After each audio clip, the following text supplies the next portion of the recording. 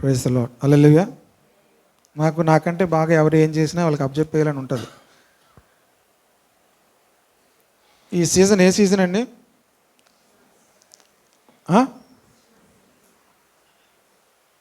ఈ సీజన్ అంటే చాలామందికి బాగా ఇష్టం.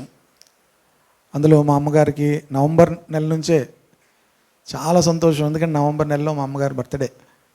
ఈ సంవత్సరం 2 సార్లు బర్త్డే సెలబ్రేట్ చేసుకున్నారు. ఎలాగంటే 69 70 అని పెద్ద కన్ఫ్యూజన్ వచ్చిందనమాట. సో 69 ఒకరోజు, 70 ఒకరోజు, మొత్తం మీద 2 సెలబ్రేట్ చేస్తాము. ఈ సీజన్ అంటే బాగా షాపింగ్కి వెళ్ళడం, అందుకే ఎక్కువగా ప్రార్థనలు అన్నీ తగ్గిపోతాయి. ఈ డిసెంబర్ నెలలో ఏమవుతాయి, మొన్న బైబిల్ స్టడీ కూడా యాక్చువల్లీ నాకు కూడా ప్రేయర్ ఉంది. అందులో 2-3 చెప్పారు, అన్య వేరే కారణాలు రాలేకపోతున్నారు. మీరు కొంతమంది చెప్తారు, కొంతమంది చెప్పరు, షాపింగ్కి వెళ్ళిపోతారు. కనుక శుక్రవారం బైబిల్ స్టడీ కూడా పోస్ట్పోన్ చేసాం. ప్రియ దేవుని బిడ్డలారా, ఈ సీజన్ అందరికీ బాగా ఇష్టం. డెకరేషన్స్, కొత్త బట్టలు అన్నీ కూడా. ఈ సీజన్లో ఎస్పెషల్లీ క్రిస్మస్ సీజన్లో జ్ఞాపకం చేసుకోవాల్సినవి కొన్ని ఉన్నాయి. జ్ఞాపకం చేసుకోవాల్సిన కొంతమంది వ్యక్తులు కూడా ఉన్నారు. ఖచ్చితంగా వాళ్ళని జ్ఞాపకం చేస్తాం. మిగతా సీజన్లో వాళ్ళని పెద్దగా మనం జ్ఞాపకం చేసుకోం. కనుక నీతిమంతులను జ్ఞాపకం చేసుకున్నట ఆశీర్వాదం. ఇది అందరికీ పెడతారు. వాడు ఎలా బతికినా చనిపోయినప్పుడు జ్ఞాపకం చేసుకున్నప్పుడు ఏం పెడతారు? వాళ్ళు నీతిగా బతికితే కదా జ్ఞాపకం చేసుకోవడానికి. అయినా సరే ఆ వాక్యం అందరికీ పెడతారు. కానీ నీతిమంతులు అనేవాళ్ళు బైబిల్లో ఉన్నారు. వాళ్ళని జ్ఞాపకం చేసుకుంటే మనకేంటి? ఆశీర్వాదం. హల్లెలూయా.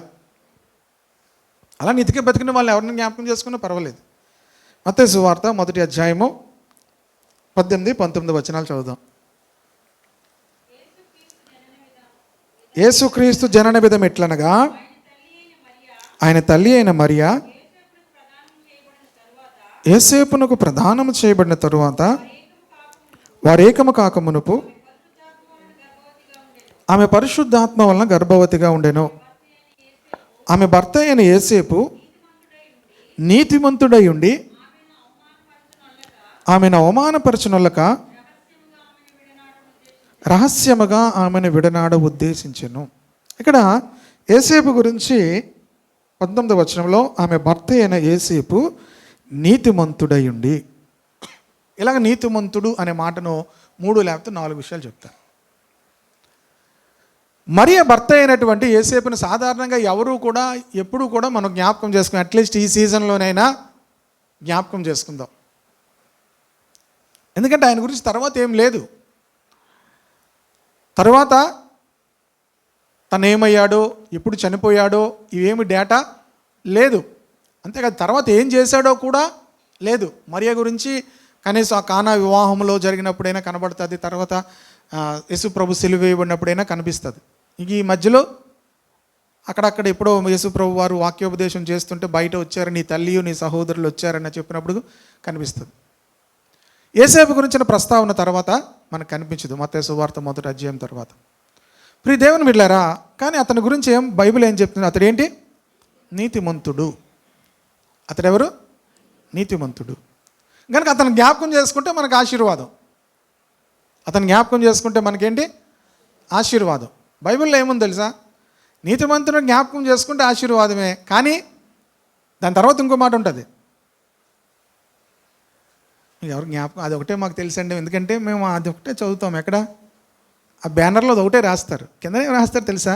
భక్తిహీనుల పేరు అసహ్యత పుట్టించును అని ఉంటుంది.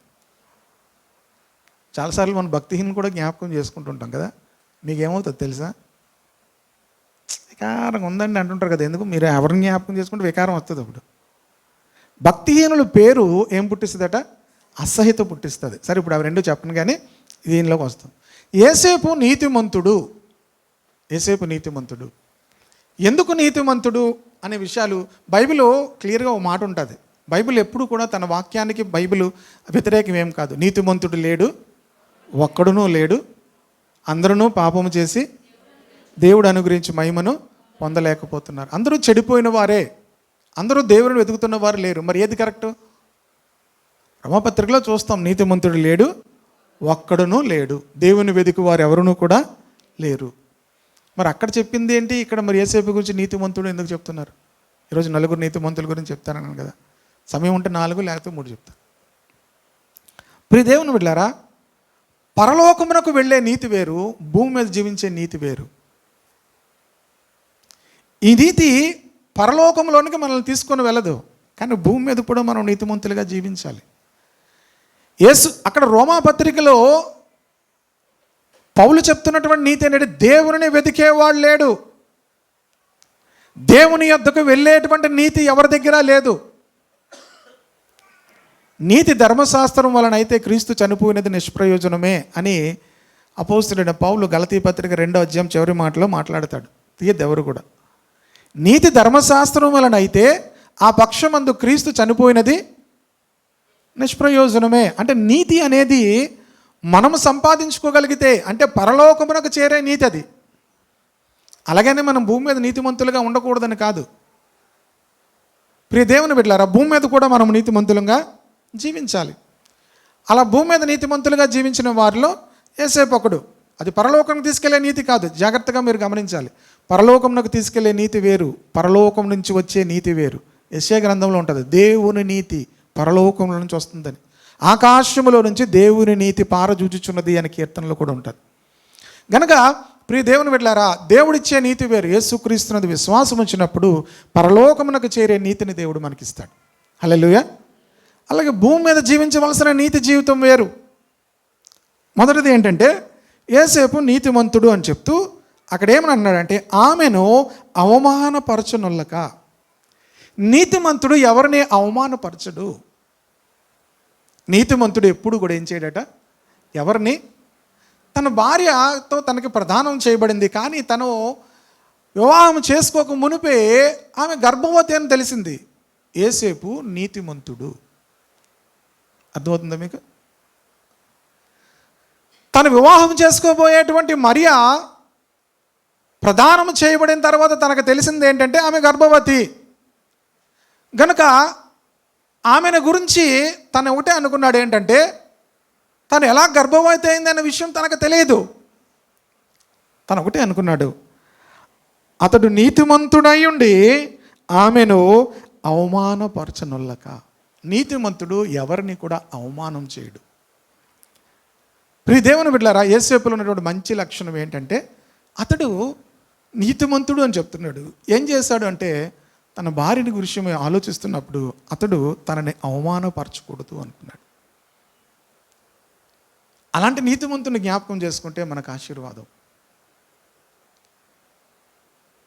రీసెంట్గా ఒక పాస్టర్స్ మీటింగ్ జరిగింది. దానికి మేమందరం వెళ్ళాం. దానికి స్పీకర్ ఒక డాక్టర్ గారు.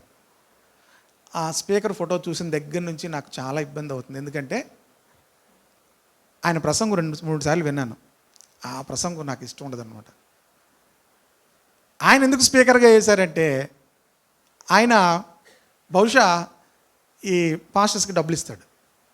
పాస్టర్స్ అందరికీ ఈ మధ్యకాలంలో ఈ క్రిస్మస్లో ఎక్కువ మంది స్పీకర్స్ ఎవరంటే డబ్బులు ఇచ్చేవాళ్ళు ఉంటారు.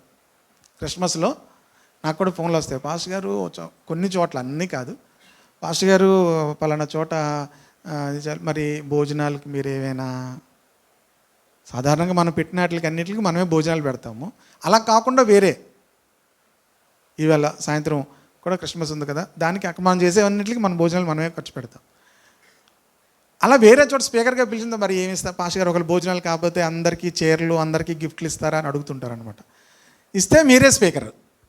మీకు ఎవరికైనా అలాగా స్పీకర్గా ఉండాలని ఉంటే చెప్పండి, మీరు వాళ్ళకి బట్టలు కానీ లేకపోతే భోజనాలు కానీ ఇస్తే, మీ ఫోటో ఇస్తే మీకు స్పీకర్గా వేయిస్తాను.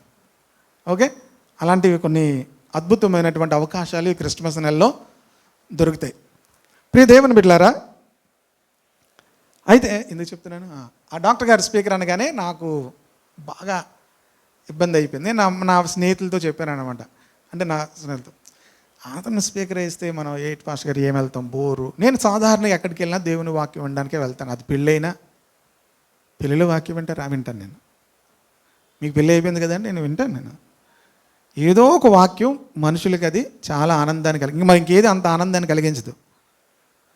దేవుని వాక్యము కంటే అంత ఆనందము కలిగించేది లోకంలో ఏదీ లేదు. హల్లెలూయా. దమ్ బిర్యానీ కానీ మరి ఏ గమ్ము బిర్యానీ కానీ ఏదైనా సరే తిన్న తర్వాత మనకు కొన్నిసార్లు అవి ఇబ్బంది పెడతాయి. అనవసరంగా తిన్నాం అంటారు చూడండి చాలామంది. అనవసరంగా తిన్నామండి, నోరు కట్టుకోలేకపోయాం. ఈ క్రిస్మస్ నెలలో ఇంకెక్కువ ఉంటాయి. జంతికలు తినేసి అవి ఏవో తినేసి నోరు కొట్టుకుపోయిందని, లేకపోతే విరచనలు పట్టేసి అని ఇంకో స్టార్ట్ అవుతాయి ఇవన్నీ కూడా. కనుక తినేసిన తర్వాత చాలామందికి చాలా ఇబ్బందులు కలుగుతుంటాయి. అయినా సరే తప్పదు, ఈ నెల ఏదో ట్యాబ్లెట్ వేసుకునైనా మొత్తం మీద తినేయడానికి ప్రయత్నం చేస్తారు. కనుక నేను బాగా భోజనం చేస్తాను. కాకపోతే వాక్యం మాత్రం ఉంటే వాక్యం ఖచ్చితంగా వింటాను. చాలా ఇబ్బంది. నా ఫ్రెండ్స్ అనుకున్నా అన్న ఏటి వెళ్దామా వద్దా, మొత్తం మీద అలా అనుకున్నాము. బెన్నియాలతో చెప్పాను ఏట్రా ఆయన స్పీకర్ నాకు రావాలని మానేద్దాం అనుకున్నాను. మొత్తం మీద వెళ్ళానండి. వెళ్ళిన తర్వాత ఆయన వాక్యం మొదలుపెట్టి ఫస్ట్ ఏమన్నాడు తెలుసండి, అతను నీతిమంతుడు ఎవరిని విమర్శించడు అన్నాడు. నాకు తగిలింది గోబజల్లా. మీకు తగిలింది ఎప్పుడైనా? మామూలుగా తగలలేదు, పగిలిపోయింది నాకు. ఈ పక్కోళ్ళకి చెప్పాను నేను ఈయన మెసేజ్ ఏంటని. ఇద్దరు పక్కోళ్ళు ఉన్నారు, వీళ్ళిద్దరూ బాగానే ఉన్నారు. నేను ఒక్కడనే బాగా ఏం చేశాను, ఇన్స్పీకర్ ఏంటి అంటున్నాను. బహుశా వీళ్ళు ఏమనుకుని ఉంటారు నన్ను. భలే తగిలింది పాస్టర్ గారికి, పగిలిపోయింది. ఆయన అన్నాడు నేను ఎప్పుడూ నా జీవితంలో ఎవరిని విమర్శించను అన్నాడండి. నాకు తగిలింది. నేను బాధపడలేదు, కానీ చాలా జీవితకాలం సరిపోయే ఒక మాట చాలురా బాబా.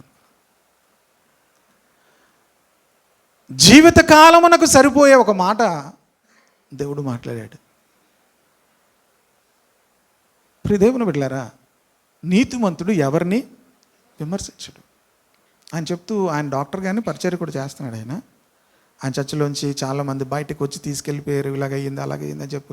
నేను వాళ్ళెవరిని విమర్శించును అన్నాడు. అవన్నీ మాటలు నాకు బాగా టచ్ అయ్యాయి. ఆ తర్వాత వెళ్ళి ఆయన కలిసి నేను మాట్లాడాను. ప్రియ దేవుని బిడ్డలారా, ఎప్పుడు ఒకటి జ్ఞాపకం చేసుకోండి, ఎవరు నీతిమంతులు అంటే ఎవరిని విమర్శించకూడదు మనం. అది నాకు చాలా బాగా ఐ లెర్న్ లాట్. అని మీరు ఏమిటి సార్ అనుకోవచ్చు, నాకు అది ₹1,00,00,000 మాట. నా జీవితంలో అది ఎంతో అభిషేకంతో కూడిన మాట. అది బైబిల్ ఏం చెప్తుందో తెలుసా, నా గద్దింపు విని మీరు తిరిగితే I will pour out my spirit upon you అంటాడు. నా గద్దింపు మీరు వింటే, అంటే నా మాట గద్దింపు మీరు వింటే నా ఆత్మను మీ మీద కుమ్మరిస్తాను. ఎప్పుడైనా సరే చాలాసార్లు మన జీవితాల్లో దేవుని ఆత్మ సమృద్ధిగా లేకపోవడానికి గల కారణం ఏంటంటే, మనము ఆ గద్దింపు మాటను ఎవ్వరికి ఇష్టం ఉండదు. మిమ్మల్ని తిట్టేవారంటే మీకు ఎంతమందికి ఇష్టం?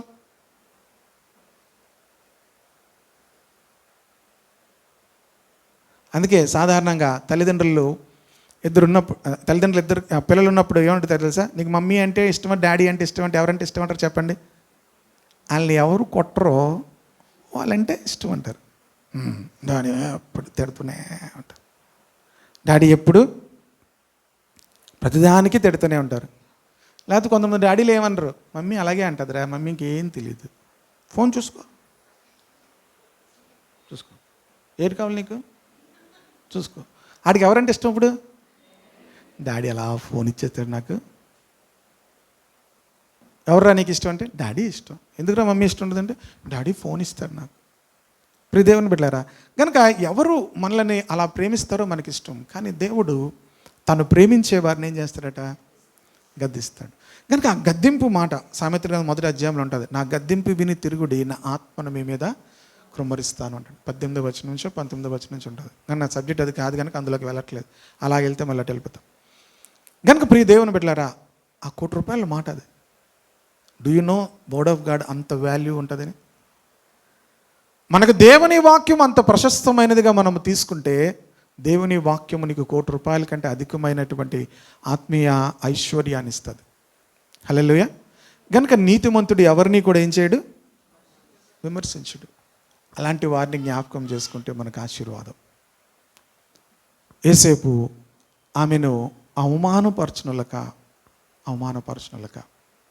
ఆమెను రహస్యంగా విడిచిపెట్టాలనుకున్నాడట. దాని గురించి ఆలోచిస్తుంటే ప్రభు దూత స్వప్నమందు అతనికి ప్రత్యక్షమై, దావీదు కుమారుడు అయిన యేసేపు, నీ భార్య అయిన మరియను చేర్చుకున్నటకు భయపడకము, ఆమె గర్భము ధరించినది పరిశుద్ధాత్మ వలన కలిగినది. ఆమె మనం ఎప్పుడైతే నీతిగా మనం తీసుకునే డిసిషన్స్ అన్నీ నీతిగా ఉంటాయో దేవుడు మనతో మాట్లాడతాడు. ఆమెన్. హల్లెలూయా. దేవుడు ఏం చేస్తాడు? యేసేపుతో ఏం చేశాడు? మాట్లాడాడు. చక్కని మాట. దావీదు కుమారుడు అని యేసేపు, నీ భార్య అయిన మరిని చేర్చుకున్నటకు భయపడకు. ప్రియదేవుని బిడ్డలారా, యేసేపు నీతిమంతుడు. ఈ విషయాన్ని జ్ఞాపకం చేసుకోండి. యేసేపు నీతిని జ్ఞాపకం చేసుకుంటే మనకు ఆశీర్వాదం. అలాగే నీవు కూడా ఎవరిని అవమానపరచకుండా, ఎవరిని విమర్శించకుండా ఉంటే నీవు కూడా రాబోయే తరములకు ఆశీర్వాదకరంగా ఉంటావు. హల్లెలూయా. ఇది దీనిని బట్టి నేను చాలా విషయాలు మార్చుకున్నాను. నేర్చుకోవడం ఒకటే కాదు, నేర్చుకున్న తర్వాత ఏం చేయాలి? నేర్చుకోవాలి. ఇది లైఫ్ లాంగ్ మనం చేయవలసిన పని. నేర్చుకోవాలి, మార్చుకోవాలి. నేర్చుకోవడం ఆగిపోయింది అనుకోండి, ఇంకా మార్చుకోవడం ఆగిపోద్ది. నేర్చుకోవడం ఆగిపోతే ఏమవుతుంది? మార్చుకోవడం కూడా ఆగిపోతుంది. నేర్చుకోవాలి, మార్చుకోవాలి. ఈ రెండు కూడా ఆధ్యాత్మిక జీవితంలో ఎప్పుడూ కూడా క్రైస్తవుడు ప్రాక్టీస్ చేయవలసినటువంటి విషయాలు. ఇది ఎప్పుడైనా ఆగిపోయిందా, నీ గ్రోత్ ఆగిపోయింది, అక్కడతో ఆగిపోయినట్లే. ఇంకా అంతకు మించి నువ్వు ఎదగలేవు. ఇది నువ్వు ఎప్పుడూ చేస్తుంటే నువ్వు ఎదుగుతూనే ఉంటావు, మనం ఎదుగుతూనే ఉంటాం. హల్లెలూయా. రెండో విషయంలోనికి వెళ్తున్నాను. ఎక్కువ ఉన్నవి కనుక నేను ఎక్కువ అన్నీ వివరించను. లూకాసు వార్త 1వ అధ్యాయము 6వ వచనం చదువుతాం.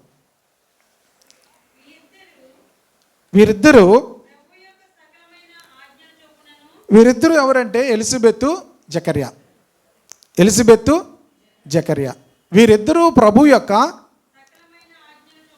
సకలమైన ఆజ్ఞల చొప్పునను అక్కడ కూర్చో, మళ్ళీ వచ్చి మగవాళ్ళ పక్కన కూర్చో. ఏముంది, ఆటోలో కూర్చుంటున్నావు, అన్ని చోట్ల కూర్చుంటున్నావు కదా. చెప్పండి. న్యాయ విధుల చొప్పునను. చూడండి, ఇక్కడ దేవుని దృష్టికి నీతిమంతులై ఉండిరి. వాళ్ళు ఎవరంటే ఎలిజబెతు, జకర్యా. ఈ ఎలిజబెతు, జకర్యా ఎలా ఉన్నారంటే ప్రభు యొక్క సకలమైన ఆజ్ఞల చొప్పునను న్యాయ విధుల చొప్పునను నిరపరాధులుగా నడుచుకొనుచు దేవుని దృష్టికి నీతిమంతులై ఉండిరి. కనుక వాళ్ళు ఎలాంటి వారు? Both of them were righteous in the sight of God. కొత్త నిబంధన అంతా కూడా పాత నిబంధనలో మనుషుల దృష్టికి నీతిమంతులుగా కనబడడం అనేది ఎక్కువగా జరిగేది. కొత్త నిబంధన దేవుని దృష్టికి నీతిమంతులుగా మనం ప్రాక్టీస్ చేయవలసింది. మనుషుల దృష్టికి నీతిమంతులుగా ప్రాక్టీస్ చేస్తే దానివల్ల ప్రయోజనం లేదు. దేవుడు నరుని యొక్క ఆంతర్యమును ఎరిగినవాడు. హల్లెలూయా. దేవుని దృష్టికి నీతిమంతులుగా ఉన్నారు. ఎలిజబెతు గొడ్రాలు. ఎలిజబెత్ ఎవరు? వాళ్ళకి చాలా కాలము పిల్లలు లేరు. అప్పటి వరకు కూడా పిల్లలు లేరు. బహుకాలము గడిచిన వృద్ధులు అయిపోయారట. ఏమైపోయారు? బహుకాలము గడిచిన వృద్ధులుగా అయిపోయారు. వారికి పిల్లలు లేరు. ఇదంతా మనకు తెలిసిన విషయమే. వాళ్ళు దేవుని దృష్టికి ఏంటి? నీతిమంతులు అని చెప్తూ వాళ్ళు ఏం చేశారు? 2 మాటలు చదువుదాం. యేసేపు ఏం చేశాడు? నీతిమంతుడు అయిన తరువాత మనం చూసాం. 8వ వచనము. జకర్యా తన తరగతి క్రమము చొప్పున దేవుని ఎదుట యాజక ధర్మము జరిగించుండగా యాజక మర్యాద చొప్పున ప్రభువు ఆలయములోనికి వెళ్ళి ధూపము వేయుటకు అతనికి వంతు వచ్చెను. 3 విషయాలు ఇక్కడ ఉన్నాయి: క్రమము, ధర్మము, మర్యాద. అందరూ చెప్పండి ఏంటి? క్రమము, ధర్మము, మర్యాద. నేనేం రాసుకున్నానంటే క్రైస్తవ క్రమము, క్రైస్తవ ధర్మము, క్రైస్తవ మర్యాద. తన జీవితంలో అంతవరకు కూడా తను దేవుని యొక్క మందిరములోనికి వెళ్ళి యాజకత్వము చేసే అహరోను వంశస్థుల్లో పుట్టినవారు వాళ్ళిద్దరూ కూడా. ఎలిజబెతు, అహరోను వాళ్ళు దేవుని యొక్క యాజక ధర్మము జరిగించేవాళ్ళు, యాజక మర్యాద చేసేవాళ్ళు. కానీ వారి జీవితంలో ఏం లేదు?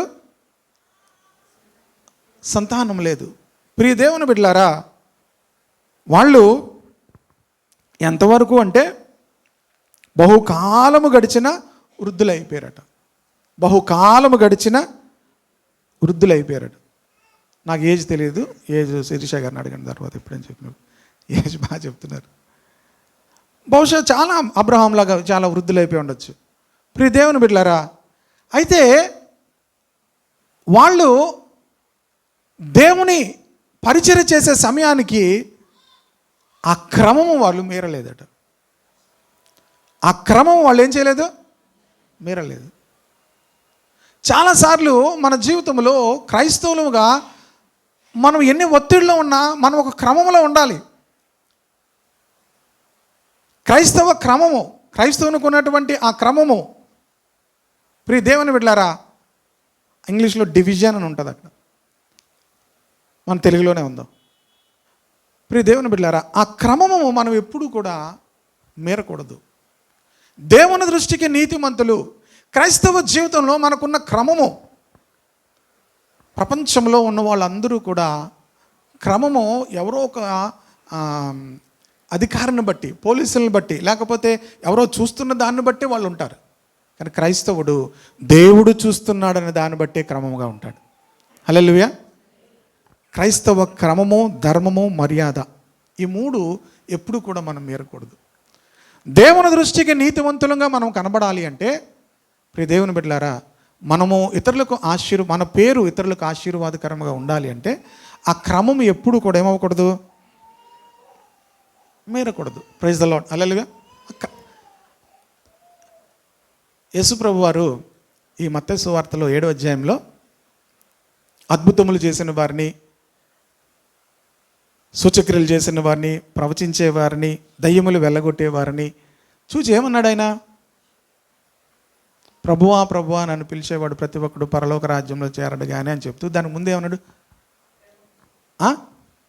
అక్రమము చేయువారులారా నా ఎదురు నుండి తొలగిపోండి. వాళ్ళు అన్నీ చేస్తున్నారు కానీ వాళ్ళకి ఏం లేదు, క్రమం లేదు. ఆత్మను అనుసరించి జీవించువారు మైతమా, ఆత్మను అనుసరించి క్రమముగా నడుచుకుందుము. గలతీ పత్రిక 5వ అధ్యాయము 26 లేకపోతే 27 వచనంలో ఉంటుంది. మనము ఆత్మను అనుసరించి జీవించేవారం అయితే మా ఆత్మను అనుసరించి ఏమవుతుంది, క్రమముగా నడుచుకుందాము. హల్లెలూయా. కనుక ప్రతి విషయంలో క్రైస్తవులంగా మనం చాలా క్రమమును అలవాటు చేసుకోవాలి. ప్రతి విషయంలో కూడా ఈ వాక్యం చదువుతున్నప్పుడు ముందు మీకంటే నాకు నేను ఏ విషయంలో క్రమంగా లేను, వాక్యం చెప్పకముందు నేను పరిశీలించుకుంటాను, నన్ను నేను సరి చేసుకుంటాను. ప్రియ దేవుని బిడ్డలారా, క్రమము అనేది చాలా అవసరం.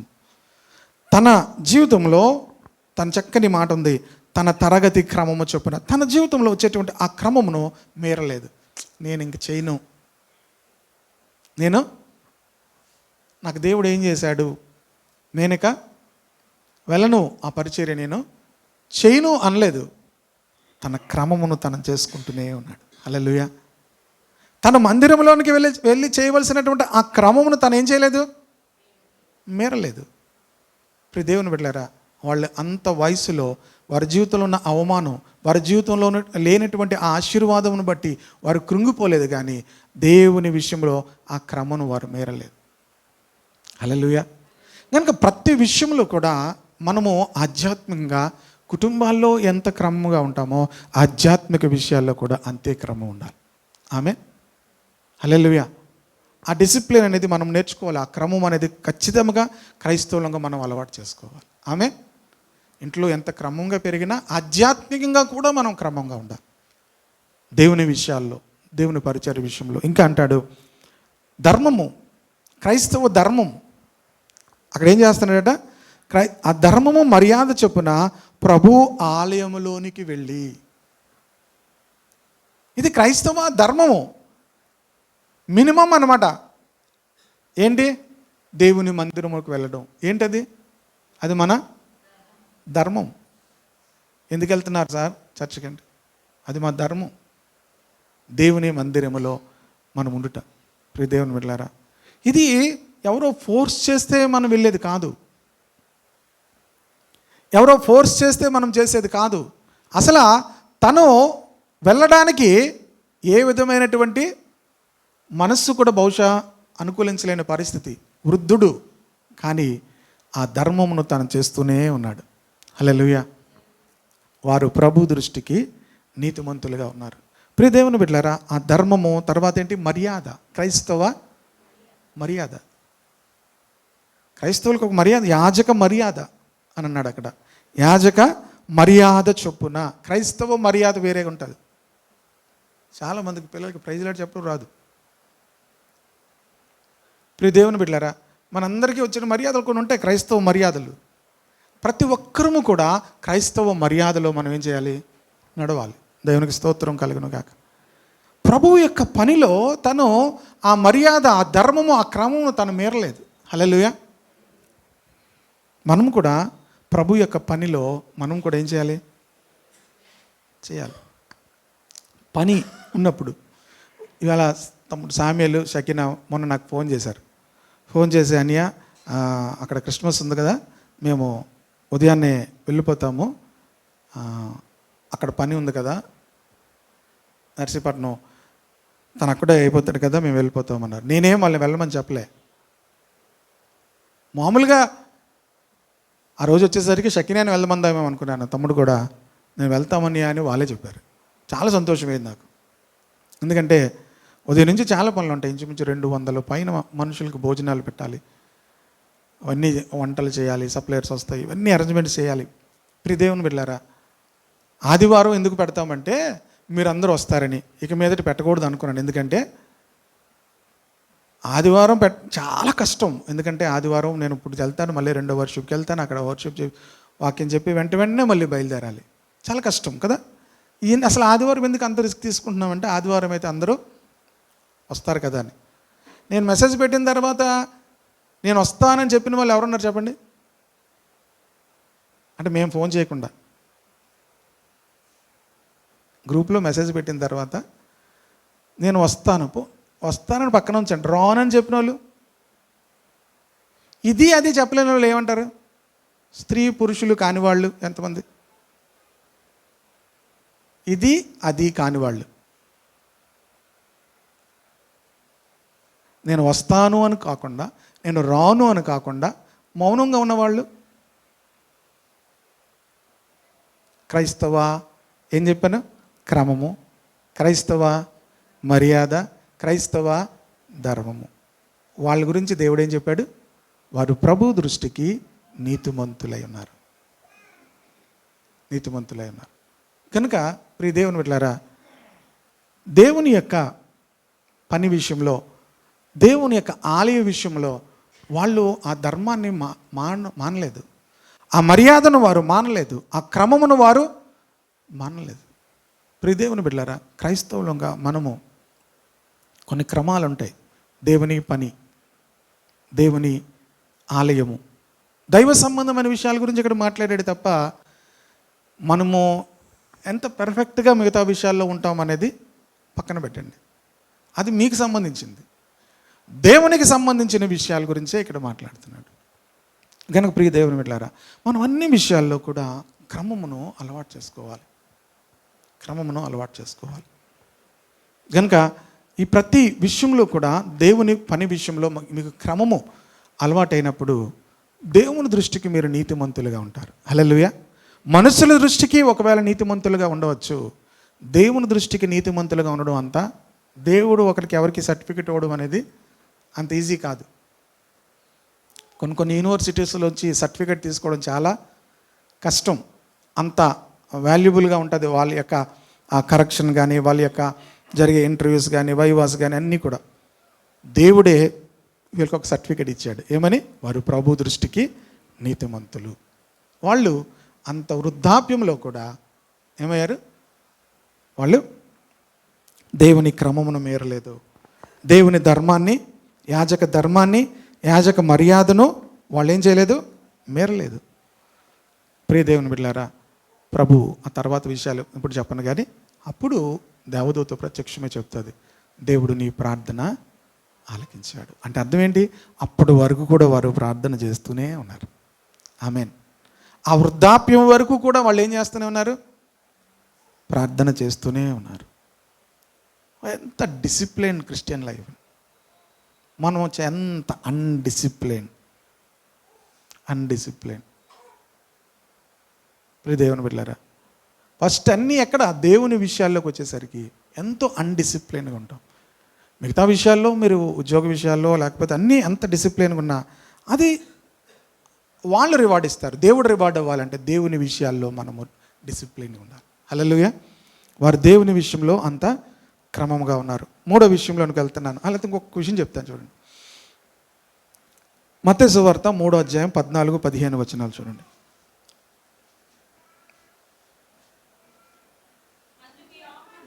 అందుకు యోహాను, నేను నీ చేత బాప్తీసం పొందవలసిన వాడనై ఉండగా నివారింప చూచెను గాని యేసు ఇప్పటికి కానిమ్ము, నీతి యావత్తు ఇలాగు నెరవేర్చుట మనకు తగి ఉన్నదని.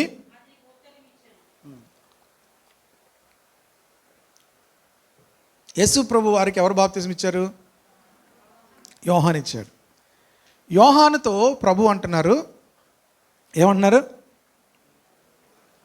నేను నీతో బాప్తిజం పొందాలి. క్షమించండి, యోహాను అంటున్నాడు, నేను నీతో బాప్తిజం పొందాలి, నేను నీకు బాప్తిజం ఏమిస్తాను అని అంటుంటే ప్రభు ఏమన్నారు? నీతి యావత్తు ఇలాగు నెరవేర్చుట మనకు తగి ఉన్నది. ప్రియదేవుని బిడ్డలారా, యేసు ప్రభు వారు బాప్తిజం తీసుకోవాల్సిన అవసరం ఉందా లేదా? చెప్పాలి అందరూ. ఉందా? ఉందా లేదా? ఏదో చెప్పండి. ఉంది అన్నారు రెబ్కా గారు. లేదని ఎవరన్నారు? కొంతమంది లేదన్నారు, కొంతమంది ఉందన్నారు, కొంతమంది ఏది అనలేని వారు ఎంతమంది చేయగలుగుతండి?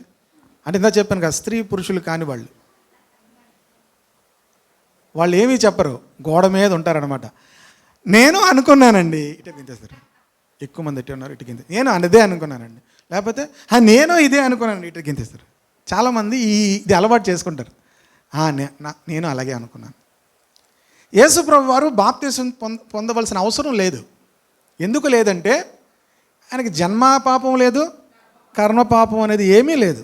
బాప్తిజం తీసుకునే వాళ్ళు పాపములు ఒప్పుకొనుచు బాప్తిజం పొందుచుండరి అని యోహాను సువార్తలో ఉంటుంది, లూకాసు వార్తలో, క్షమించండి, మత్తయి సువార్తలో ఉంటుంది, లూకాసు వార్తలో ఉంటుంది. వారు పాపములు ఒప్పుకొనుచు యోహాను దగ్గరికి వచ్చి ఏం చేస్తున్నారట? బాప్తిజం పొందుతున్నారు. కానీ మరి ఇప్పుడు యేసు ప్రభు ఎందుకు బాప్తిజం తీసుకోవాలి? ఆయన పరిశుద్ధుడు, జన్మతా పరిశుద్ధుడు. ఆయన జీవితం అంతా కూడా పరిశుద్ధుడు. ఆయన బాప్తిజం తీసుకోవాల్సిన అవసరము లేదు. కానీ ఏమంటున్నాడు? నీతి యావత్తు ఇలా చేయాలి. కనుక అదొక క్రమము, ఆత్మీయ క్రమము. ప్రభు అడుగు జాడల్లో మనం నడవాలి. అంటే మనం ఎంత ఎదిగినా కూడా ఒక యాజకుడు దగ్గర మనం చేయవలసిన యాజక ధర్మం అనేది మీకు అర్థమవుతుందా? యాజక క్రమం. మీరు ఎంత ఎదిగినా కూడా మీకంటూ ఎవరుండాలి? ఒక యాజకుడు ఉండాలి. హలో, నీతి యావత్తు.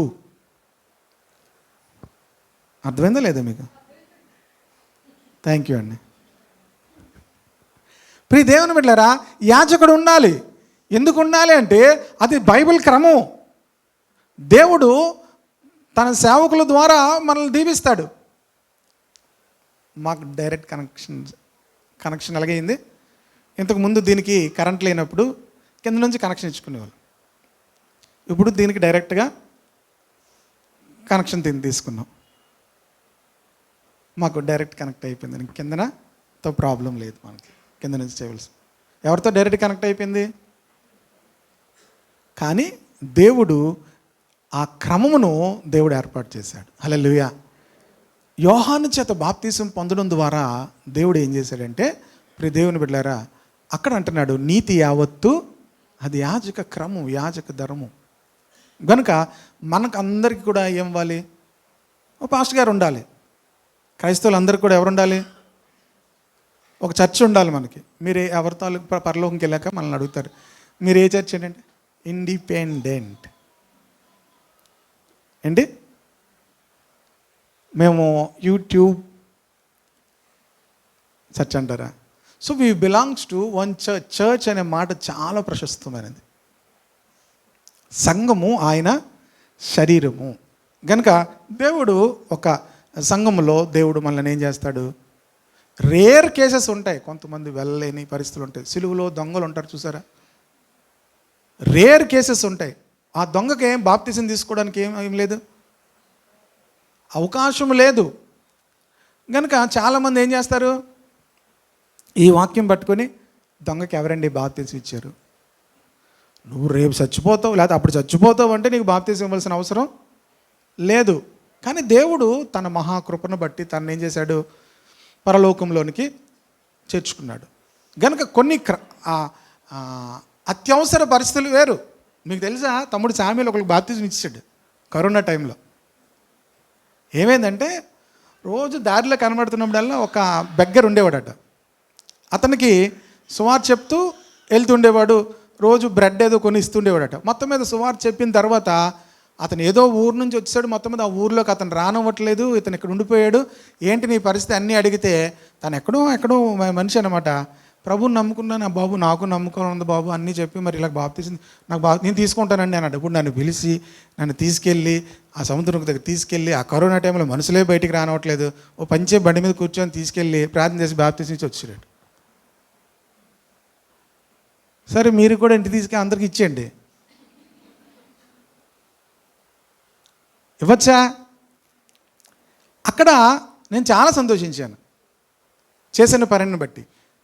కనుక ప్రియ దేవుని బిడ్డలారా, యాజక ధర్మము చెప్పున్న వాళ్ళు సమస్తమును కూడా జరిగిస్తున్నారు. యేసు ప్రభువు కూడా యాజక ధర్మానికి ఏమయ్యాడైనా లోబడ్డాడు. అక్కడ ఉన్న వాళ్ళందరూ ఎవరి చేత బాప్తీసం తీసుకుంటున్నారు? యోహాను చేత బాప్తీసం. యేసు ప్రభు వారు కూడా ఏం చేశారు? యోహాను చేత బాప్తీసం తీసుకున్నారు. సరే, ఇంకెందుకు వెళ్ళిపోతాను, ఇవన్నీ చెప్తే సమయం చాలదు. లూకాసు వార్త 2వ అధ్యాయము 25వ వచనం. యెరూషలేమునందు సిమియోను ఒక మనుషుడుండెను. అతడు నీతిమంతుడును భక్తిపరుడునై ఉండి ఇశ్రాయేలు యొక్క ఆదరణ కొరకు కనిపెట్టువాడు. చాలు. మూడో వ్యక్తి, వాళ్ళిద్దరినీ కూడా ఎలిజబెత్ జకరియా అని ఒక మాటగానే చెప్పేశాను. ఎందుకంటే వాళ్ళిద్దరూ ఏంటి? భార్యాభర్తలను రెండుగా ఎక్కువ మాట్లాడకూడదు. వాళ్ళిద్దరూ ఏంటి? ఏక శరీరం అవుతురు. వారిద్దరూ ఒక్కటై ఉందురని బైబిల్ చెప్తుంది. కనుక వాళ్ళిద్దరి గురించి ప్రభువు కూడా ఒకసారే చెప్పాడు. కనుక మళ్ళీ వాళ్ళిద్దరూ ఈ లెక్కలు అనకండి. యెరూషలేమునందు సిమియోను ఒక మనుషుడుండెను. అతడు నీతిమంతుడు. అందుకే చెప్పాను, 4 నీతిమంతుల గురించి చెప్తాను. యెరూషలేములో ఒక నీతిమంతుడు ఉన్నాడు. అతడు ఏం చేసేవాడంటే భక్తిపరుడు, అంతేకాదు ఇశ్రాయేలు యొక్క ఆదరణ కొరకు కనిపెట్టేవాడు. ఇశ్రాయేలు యొక్క యేసు ప్రభు పుట్టక మునుపు యేసు ప్రభు వారు మొదటి పుట్టికలో చూసిన వాళ్ళు నీతిమంతులు అని చెప్పబడిన వారి గురించి చెప్తున్నాను నేను, అందరి గురించి కాదు. ప్రియ దేవుని బిడ్డలారా, ఇక్కడ అతడు నీతిమంతుడు అని చెప్తూ ఎందుకో నీతిమంతుడు కూడా రాస్తున్నాడు. అతడు భక్తిపరుడు మాత్రమే కాదు, ఇశ్రాయేలు యొక్క ఆదరణ కొరకు కనిపెట్టేవాడు. నీతిమంతులము అన్నంత మాత్రాన దేనికి నీతిమంతులము అంటే అతడు ఇశ్రాయేలు యొక్క ఆదరణ కొరకు ఏం చేస్తున్నాడట? కనిపెడుతున్నాడు. మనం ఎవరు ఆదరణ కొరకు కనిపెడుతున్నాము? ప్రియ దేవుని బిడ్డలారా, మనము కూడా ప్రజల యొక్క ఆదరణ కొరకు ప్రార్థించేవారమై ఉండాలి. ఈ సిమియోను ఏం చేసేవాడంటే ప్రజల యొక్క ఆదరణ కొరకు ప్రార్థించేవాడు. కనిపెట్టడం అంటే ప్రార్థించేవాడు. ప్రజలు ఎలాగ ఆదరించబడతారు, ఈ చెదిరిపోయినటువంటి ఈ గొర్రెలు ఎలాగ ఆదరించబడతాయి అని కనిపెట్టేవాడు. తనకి ప్రభు యొక్క దర్శనము కలిగింది. ప్రభువును చూచాడు. మీరు తర్వాత వచనాల్లో చూస్తే ప్రభువును చూచాడు. మనకు కూడా ప్రభు దర్శనము, ప్రభు కృప మనకు కలగాలంటే మనము కూడా ప్రజలు ఆదరణ కొరకు ప్రార్థించాలి. మన ఆదరణ కొరకు మనం ఎక్కువగా ఆశపడుతూ ఉంటాం. 2 స్టేజెస్లో చాలామంది ఉంటారు. మమ్మల్ని ఎవరు ఆదరిస్తారా అనే పరిస్థితిలో ఉంటారు. వీళ్ళెవరు? చిన్నపిల్లలు. ఎప్పుడూ కూడా వారిని ఎవరో ఒకరు ఆదరించాలని. మీ వాళ్ళ నేను గ్రూప్లో ఒక వీడియో పెట్టాను, ఎవరైనా చూసారా? ఇంకా అప్పుడే ఆన్ చేయలేదు. కొంతమంది పొద్దున్నే ఆన్ చేసేస్తారు. ఆన్ చేసిన వాళ్ళు చూస్తే ఒక చిన్న పాప అందరి దగ్గరికి వెళ్ళి ఏం చేస్తుంది? షేక్ హ్యాండ్ ఇచ్చి ఏం చేస్తుంది? మీరు అది చూడండి, దాంట్లో గొప్ప లెసన్ ఉంటుంది. అవి చూస్తేనే, అందులో ఏమీ పెద్ద మెసేజ్ ఏం లేదు, మీరు చూస్తుంటేనే మనకు ఒక మెసేజ్ ఉంటుంది. చాలా బ్యూటిఫుల్గా ఉంటుంది. చూడండి, చూడకపోతే చూసిన వాళ్ళకి ఏం అర్థం అవ్వకపోతే మీరు అనుకోండి, నాకేమీ అర్థమయ్యే పరిస్థితిలో నేను లేను. ఏముందండి, పువ్వులు కొంతమందికి ఏం కనబడితే పువ్వులు ఉన్నాయండి అక్కడ. ఇంకేమున్నాయి అక్కడ? ఒక ఆమె సరిగ్గా డ్రెస్ చేసుకోలేదండి. It's depends on your standard. నీ స్టాండర్డ్ని బట్టి నీకు కనబడతాయి. ఒక ఆయన అన్నాడంట బైబిల్ చూసి, కడుపు జబ్బు నిమిత్తం బైబిల్లో ఏముంది? ద్రాక్ష రసం పుచ్చుకోవచ్చు. ఆయనకి అదే కనబడింది. ఇంకొక ఆయనకి ఏం కనబడింది తెలుసా? యవనస్తులు తప్పక. ఇంకొక ఆయనకి ఏం, యేసు ప్రభుతో ఉన్న యోధాయే తప్పిపోయాడు. వీళ్ళ స్టాండర్డ్ని బట్టి అవి కనబడతాయి. మీకు మీ యొక్క ఆత్మీయ స్థితిని బట్టే మీకు వాక్యం కనిపిస్తుంది. ఏ యోధా తప్ప బైబిల్ ఇంకెవరు కనిపించలేదా? ప్రియ దేవుని బిడ్డలారా, కనుక అక్కడ మనం ఏం చూడాలంటే ఇశ్రాయేలీయుల యొక్క ఆదరణ కొరకు కనబడుతున్నాడట. So it is our duty. ప్రతి క్రైస్తవుని యొక్క డ్యూటీ ఏంటో తెలుసా? ప్రజలు ఆదరణ కొరకు మనం ప్రార్థించాలి. ప్రజలు రక్షణ కొరకు మనం ప్రార్థించాలి. ప్రేయర్ చాలా ప్రాముఖ్యమైనది. కనుకనే మనము ప్రార్థన చేసేది అందుకే. మరి ఈ సీజను చాలా కష్టమైన సీజన్. ఎందుకు? వండుకోవాలి, కడుక్కోవాలి, బట్టలు కొనుక్కోవాలి, మళ్ళా వెళ్ళి మార్చుకోవాలి. ఏం చేస్తారు? కొనుక్కోవాలి, మరలా వెళ్ళి ఏం చేయాలి? మార్చుకోవాలి. ఎందుకు కొనుక్కొని మార్చుకోవడం? ఎందుకండి? నిన్ను కాదులే, అమ్మగారు నా వైపు చూస్తుంది. చాలాసార్లు మనుషులు ఏం చేస్తారు? కొనుక్కుంటారు, మరలా వెళ్ళి ఏం చేస్తారు? మార్చుకుంటారు. ఇంత టైమో దానికి. నాకు ఆ బాధే లేదు. ఎందుకో తెలుసా? ఎవరు ఏది ఇస్తే తీసుకోవడమే తప్ప నేను కొనుక్కోవడం అనే పరిస్థితి లేదు నాకు. దేవునికి స్తోత్రం కలుగును గాక. హల్లెలూయా. కనుక ప్రియ దేవుని బిడ్డలారా, మనము మన సమయాన్ని ప్రజల యొక్క ఆదరణ కొరకు మనము వెచ్చిస్తే ప్రభు యొక్క ప్రత్యక్షత మనం పొందుకుంటాం. సిమియోను తర్వాత చూశాడు యేసు ప్రభు ఆలయంలోనికి రావడం, తర్వాత అధ్యాయంలో మనకు కనిపిస్తుంది. వెంటనే చూశాడు. ఎందుకో ఆ ప్రత్యక్షతను పొందుకున్నాడంటే అతడు ప్రజల యొక్క ఆదరణ కొరకు కనిపెట్టేవాడు. నీకు కూడా ప్రత్యక్షత కావాలి అంటే మన జీవితంలో ఉండవలసిన అనుభవం ఏంటంటే ప్రజల యొక్క ఆదరణ కొరకు కనిపెట్టాలి. మన ఆదరణ కొరకు కాదు ప్రియ దేవుని బిడ్డలారా, మనుషుల యొక్క ఆదరణ కొరకు కనిపెట్టాలి. మనుషుల యొక్క అవసరతల కొరకు, మనుషుల యొక్క పరిస్థితుల కొరకు మనము ప్రార్థిస్తూ ఉంటున్నప్పుడు దేవుని ప్రత్యక్షత మనకు వస్తుంది, దేవుని కృప మనకు వస్తుంది. కనుక సిమియోను కూడా గురించి ఏముంది? అతడు కూడా నీతిమంతుడు అని రాసింది. చివరికి దానికి వచ్చాను నేను. మార్కు సువార్త 6వ అధ్యాయము 20వ వచనం.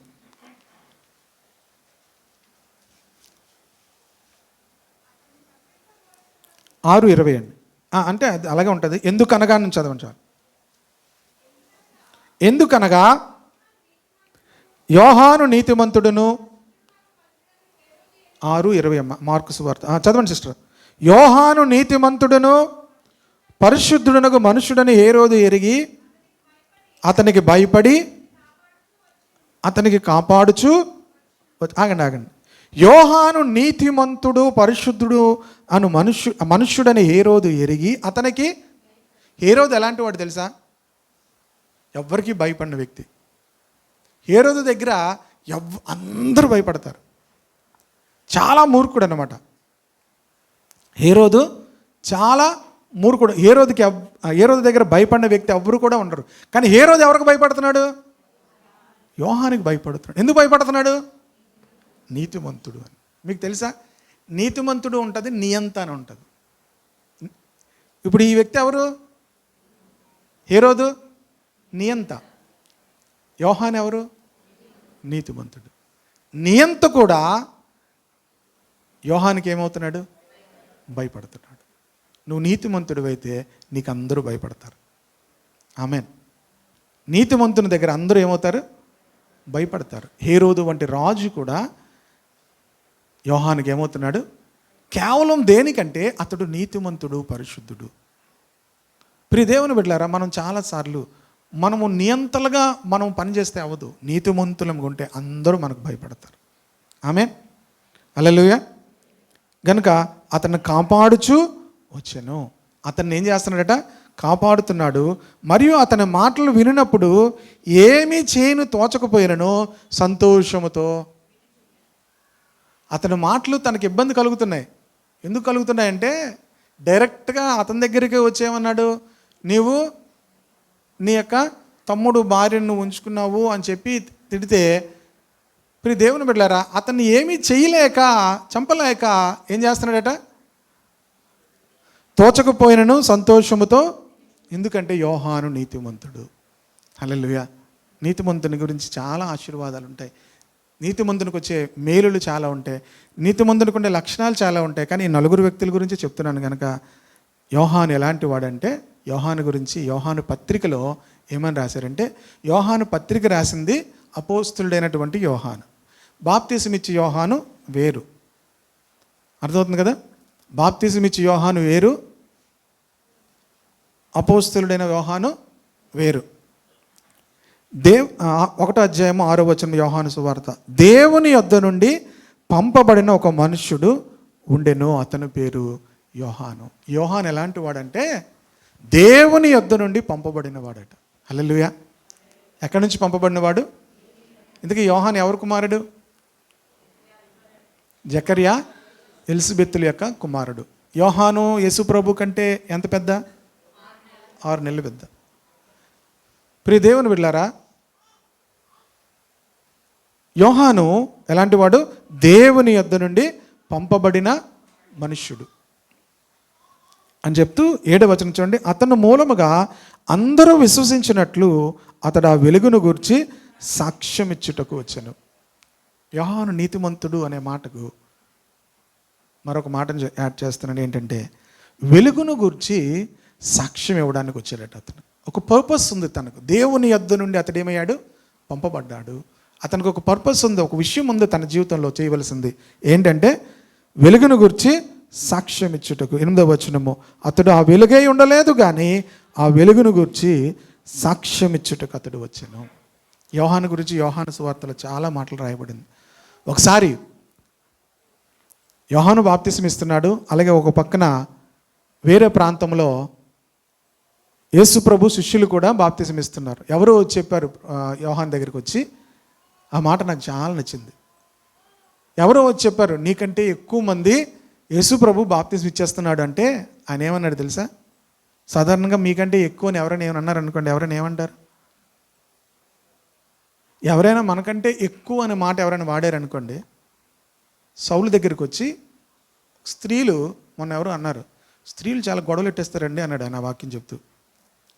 మీరు కాదు, ఆయన అన్నాడు. ఎందుకంటే వాళ్ళు పాట పాడారు. ఏమనంటే దావీదుకు 10,000 సౌలుకు 1000 అన్నారు. అంతే పాట పాడారు వాళ్ళు స్త్రీలు. సౌలుకి ఏమైంది?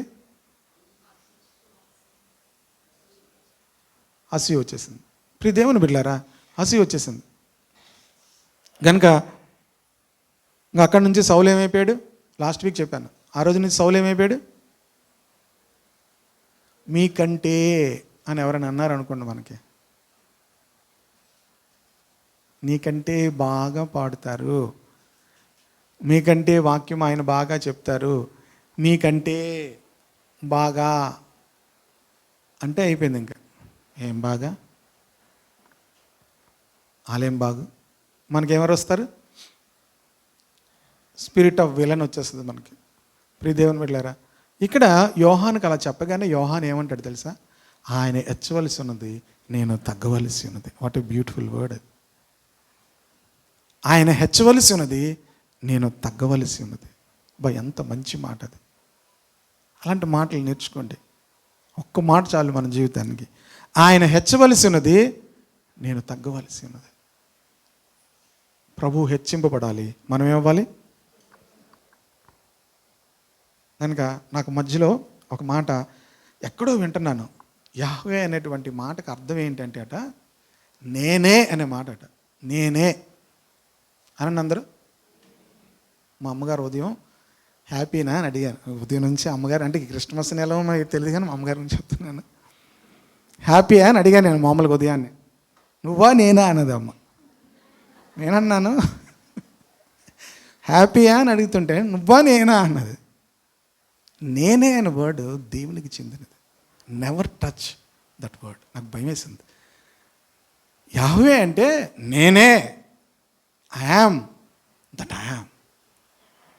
నేనే అనే వర్డ్ ఇంక మరలా నేను వాడకూడదేమో అని భయం వేసింది. That belongs to God. నేనే, I am that I am. నేనే అనే వర్డ్ దేవునికి చెందింది. ఎప్పుడు ఆ వర్డ్ వాడకండి. నేను అనే మాట ఎక్కువగా వాడకండి. దేవుడు ఒక్కడే, ఆయన మహిమ పొందాలి, ఆయన హెచ్చించబడాలి, మనం ఏమవ్వాలి? తగ్గించబడాలి. నేను చేశానండి. సాధారణంగా అంటూ ఉంటాం కదా, ఎవరండి చేశారు ఇదంతా? నేనే. Don't use that word. Glory belongs to God. నేనే అనేది దేవునికి చెందినది. హల్లెలూయా. ఆయనే.